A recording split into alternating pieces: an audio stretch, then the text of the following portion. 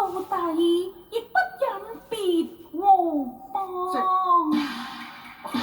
我再問你一句，比如私情與公義，孰重孰輕？我素養你有過人嘅才幹啊！咁啊，大王啊，私情豈及公義重咩？先忠後孝，如非狂。如此說來，我哋夫妻今日便是緣盡之期啦！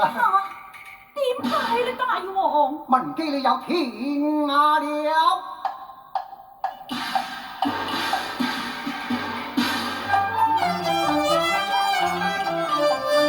因看帝特令欽差雙子降，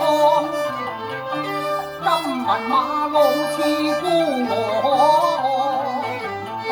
屬你迅速歸漢全民看，強屬妻來經過，